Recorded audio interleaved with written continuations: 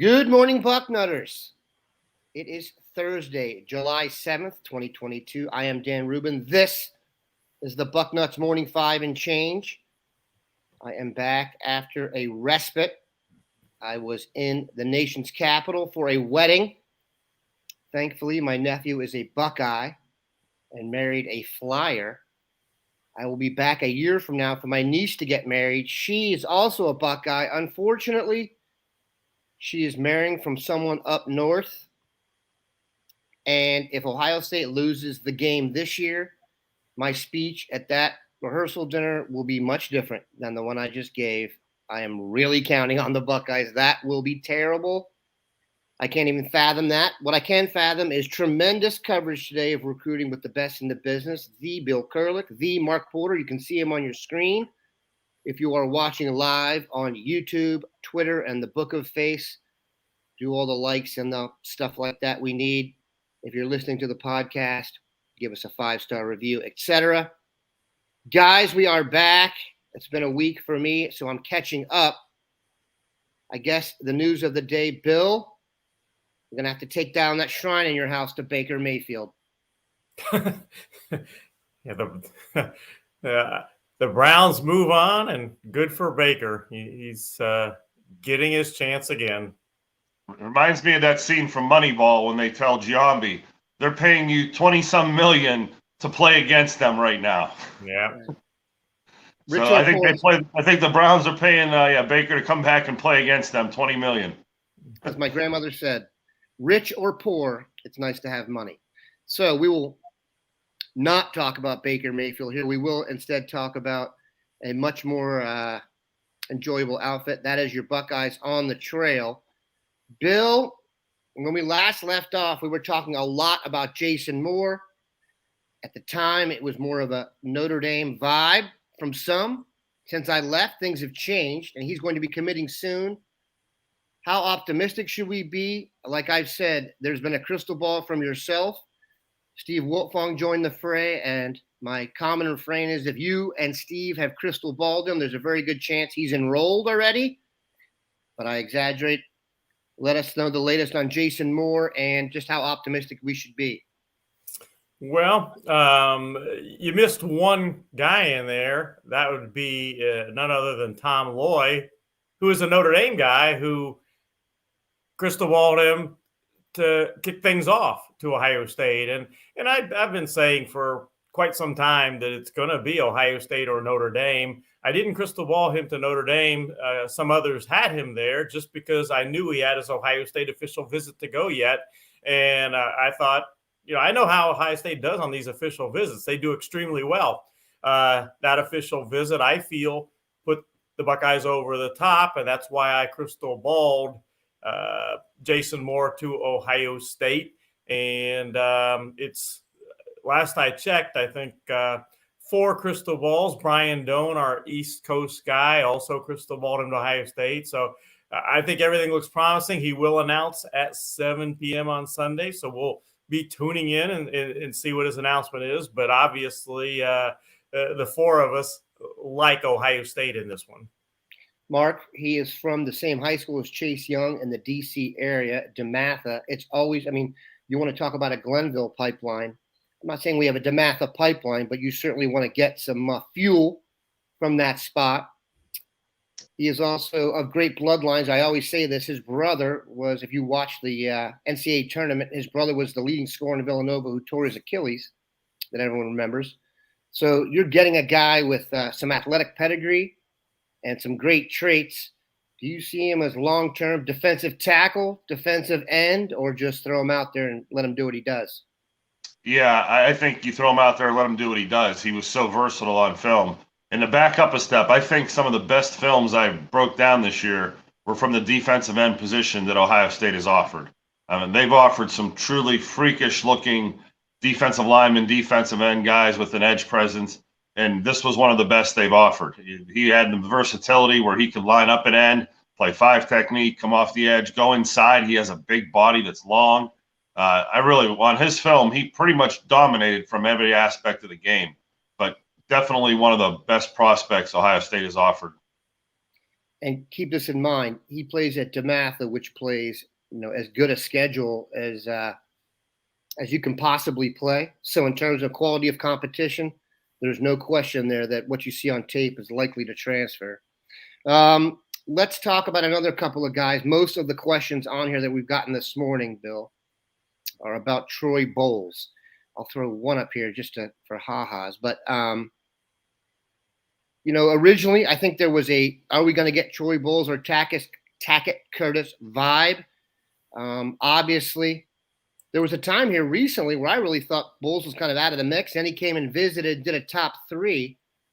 Not super optimistic, Bill, but kind of bring us up to speed on those two studs. Well, Troy Bowles announced yesterday that he will have his commitment announcement on July 16th. And he did have a really good visit to Ohio State the weekend of June 24th. Now, having said that, I'm still not particularly optimistic that he's going to end up at Ohio State. I think Troy Bowles will, as things stand right now to me, I think he ends up at Georgia, but we'll see. He has played things, pretty close to the best overall. I just think right now Georgia would be my pick if I was going to make a pick. I'm just not ready to do that quite yet. In the case of Tackett Curtis, I do have a pick in for Ohio State for him. He made official visits to Ohio State, Georgia, and USC. He made official visits to Ohio State, Wisconsin, and USC. And those are his final 3, Tackett Curtis. I don't think any of them are necessarily out, but I think it's more of an Ohio State-Wisconsin battle. But again, I don't think any of them are necessarily out. He hasn't said exactly when he's going to announce his decision, but he has indicated it'll be in late July. So that's, not the too distant future. And right now, I have him crystal ball to Ohio State, so we will see. All right. The other name we get the most questions about, we even chatted a little bit about this before the show, and that is Caleb Downs. So let's knock that one out quickly here. Yakov 22, Rivals Futurecast has both Jason Moore and safety Caleb Downs at 100% to Ohio State. Let's hope that Rivals Futurecast is accurate. What does Bill say? To begin with, I would say that at one point, the Rivals Futurecast had Darren Reed 100% to Ohio State. And of course, we know that Darren Reed committed to LSU. I think that in the case of Downs, and I've been saying this for quite some time, that there are 3 schools that are really, I think, in the mix for him. But I think Ohio State is one of the 2, so to speak. He either stays in the South and he goes to one of either Georgia or Alabama. I think Alabama may have a slight edge there. Or he goes to Ohio State. Ohio State is not number 3 in this race. They are number 1 or they're number 2 going against the 2 Southern schools. Right now, if I absolutely had to pick, I would go probably with Ohio State as the pick. But you talk about playing things close to the vest, that would be Caleb Downs.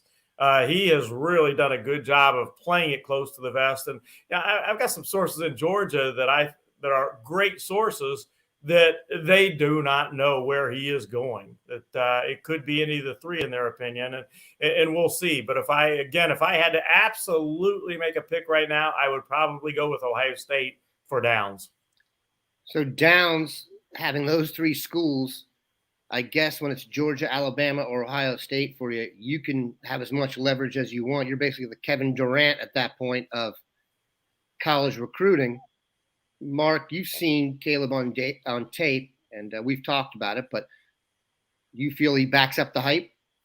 Yeah, he's one of the guys that backs up the hype, and tons of hype surrounding him. He's almost a board favorite. I'd like to say him and Tackett Curtis are a couple guys that the boards fall in love with, and rightfully so. They have films that justify that type of hype.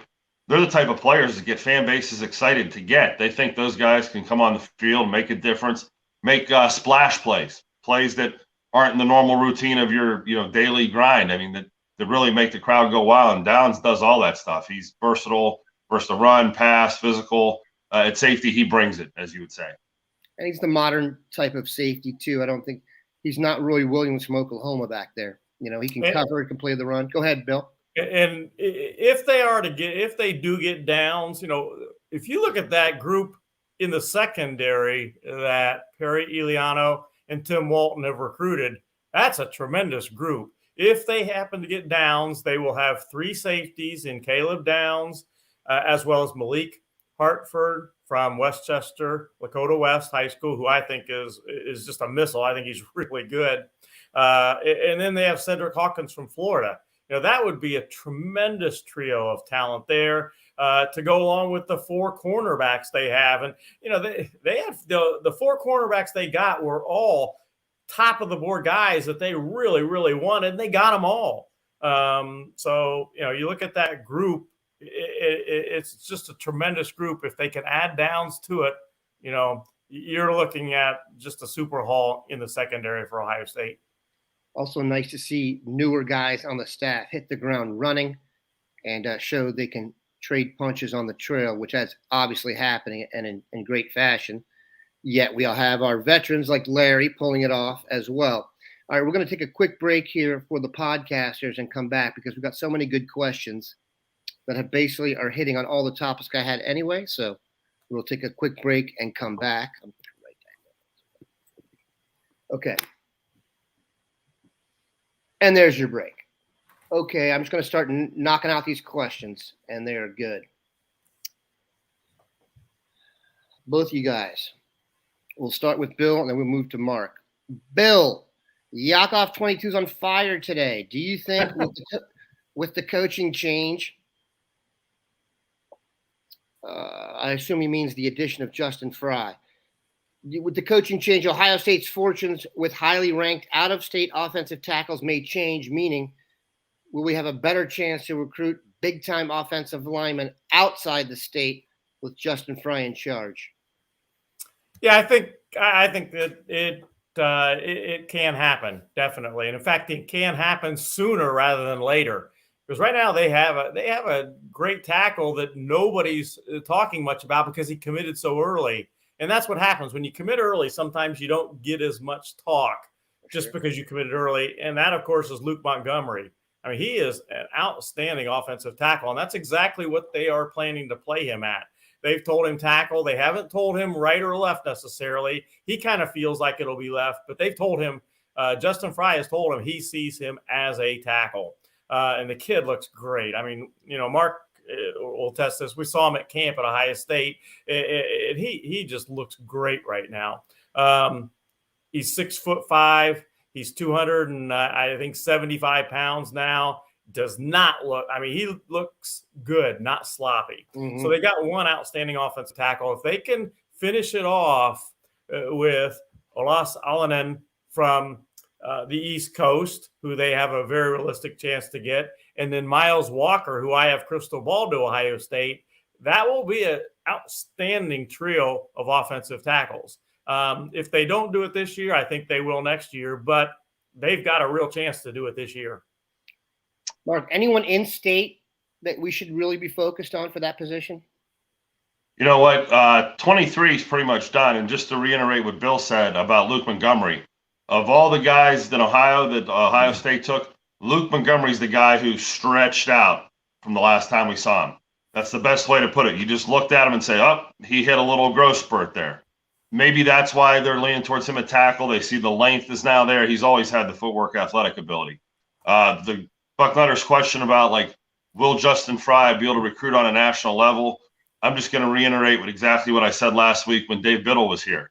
Talking to Justin Fry, he gives you the same young and fun and hip vibe as a Luke Fickell, as a Matt Campbell, as these young guys that are tearing it up on the national scene because they have a young, fresh perspective. And not that Justin Fry is this young coach, but younger than maybe the last guy, and not to bang on last regimes. All these guys are quality coaches, but Justin Fry definitely brings a different vibe to offensive line recruiting as a guy who fits those molds of the guys that are real popular right now. And I know it's kind of cliche to say young and hip, but that may be what Justin Fry has on a national level that will help him bring in bigger recruits or recruits that are going to be harder to land, especially in the NIL days. And Luke Montgomery also was quite the hooper as a youngster and will actually put the high tops on again, but you need to have LeBron James in attendance. So just a little bit of a high bar there for the guys. All right. And to finish up your question about who in Ohio to watch, 23, not really anybody, but in 24, obviously, Roebuck and Luke Hamilton are the two we're watching right now. But I can guarantee by week 3 of the season, I'll probably have new names to insert into that mix as we get into the recruiting cycle. Yep. Kids do grow, so that helps. Yep. Cameron Souter hits the other topic everyone's going to ask about, William. Any news on Haynes, Justice, running back out of Georgia? Running back has always been a topic of conversation in this class. They have Mark Fletcher in the fold from American Heritage, teammate of Brandon Innes. Some see him as more of a power back and would like a 3-down guy in here. Is Justin Haynes that fella? They would like him to be. I mean, he's tremendous talent, and he made his official visit to Ohio State the weekend of June 24th with so many of the other big-name guys, and the visit went well. Certainly, he is considering Ohio State. I think in talking to different sources in Georgia, I get the vibe that Georgia may have a slight edge there for Justice Haynes, but I think Ohio State's got a shot. And I said before the visit, don't count the Buckeyes out of this one. They're more a player in this than a lot of people are giving them credit for. So, I think that it'll likely come down to one of those two schools. I would probably give the edge right now to Georgia, but we'll see. He's visited Alabama, he's visited Florida, Georgia, Ohio State. Those were his official visits, and we'll see. I'm also being told now that maybe baseball is not quite as big a factor. Not in that he's not really good. He is. I mean, he's a very good pitcher with a left-handed pitcher with a 90-plus mile-an-hour fastball. He's also a very good position player, so to speak. Not that the pitcher isn't a position, but by position player, I mean a guy that is brought to the major leagues as an everyday player that plays the outfield, for instance, in his case. If he goes high enough in the draft, I still think that he could go that direction. I still think that's not out of the question. But I'm told that his preference is probably to go the football route in college. And I think it'll most likely be at either Georgia or Ohio State. Once again, his father, Veron Haynes, was a running back for the Steelers. But you're talking about a guy who's going to pitch and is faster than Ricky Henderson. So I've never even heard of that. That's an incredible left-handed pitcher. It's just spectacular. So he really shed no tears for Justin Haynes' future is what I'm saying there. It's going to be glorious. All right, Bill, quickly. David Balachik, always good at the questions. How many linebackers do we take in 2023, Bill? I think it'll be at least 2. And the 2 I have right now are Arvell Reese, who, I think speaking for Mark there, he can speak on this too. We're pretty sold on Arvell Reese. I think he's a tremendous talent. Arvell Reese and Tackett Curtis are the 2 guys that I think there's a pretty good chance that will end up in the class. Troy Bowles and then Raul Aguirre are the 4 that made official visits to Ohio State in June. All right, Mark, you hit this one for me. Ed Rogers wants to know, can our top 4 second-year D linemen, everyone knows the names, JT, Jack, Mike, and Tyleik Williams, can they dominate against quality opponents? We haven't really seen either one of them play starters minutes. Maybe you could say JT did at times. How much faith do you have in those guys this year for Ohio State to really get where they need to go? And I've said this, when Ohio State is a legit national championship threat, like legit, they've always had a werewolf defensive end out there. Do they have it? Yeah, I think JT Tuimoloau is special. I think it's just a matter of time before everybody else jumps on that train. Jack Sawyer should be special. We haven't seen it yet. Like you're saying, do we know? That's probably why we're getting the question. You know what I would use as an indicator? Spring ball. Reports out of our own spring ball at Ohio State, and if you think we have a quality offensive line, is that the defensive line was giving them hell. That a lot of days in practice, the defensive line was making penetration, making plays in the backfield, and the offensive line had to work. That's an indicator right there that those guys are going to be able to hold up against quality opponents. That's what the question was. And if you're at Ohio State, yeah, you should have a defensive line that does that week in and week out and dominates. But the guys you mentioned, I'm really high on Tumultulo. I think I can't wait for him to maybe live up to the hype I have for him because he's a player since I saw his film in high school. I thought he was going straight to the NFL. Mike Hauser asks, time is getting close to fall camp. We need 2 offensive linemen from the portal. Do you feel it will happen? I do not. I just don't think to get the kind of guy people want out of the portal, I assume it's a starter caliber player, but you're not going to offer him a starting position. I just don't see how that's going to happen. I find it, is it possible there are guys out there who are willing to not start at their current spot and come here and be a backup? I don't see that happening. Is it possible? Sure. But I don't see that as a likely fix. So I would agree. It's hard enough to get one quality offensive line transfer that could play and start at Ohio State or be a top line backup, let alone 2. So I don't see 2 guys coming here. Here's a little wisdom about that. In the NFL, you see running backs come off the couch and literally rush for 100 yards. If your left tackle goes down, there are no 6'6", 300-pound left tackles sitting on couches that will come in and replace your tackle. It's a rare body type. There's only so many of them. They don't go around forever. And if there were any in the portal that were that special or that good, they're gone. Yeah. So, yeah, this is just a rare breed of animal that the NFL covets, and college football is the same way. You don't find rare offensive linemen just sitting around in portals. And to piggyback on that, a good example of that, go to any of the Ohio State one-day position camps. They do the big guys in the morning. They do the skill guys, so to speak, in the afternoon. Every single camp for years and years, there are always way more skill guys in the afternoon session than there are big guys in the morning session, because big guys are there just aren't as many of them as there are 6 foot and 180-pound people walking around out there. All right, Bill, another running back question. Do you think Fletcher, flips to Miami? If so, do we not take a running back in this cycle? Optimism not high in this case for Haynes. No, I don't. I think Fletcher stays with Ohio State. We'll see. But he's like so many other great players. He's still getting recruited. And that's pretty common, to be honest, in this day and age. But no, I think right now, I think he stays with Ohio State. Does it change? We'll see. But that's my feeling right now, is he stays with Ohio State.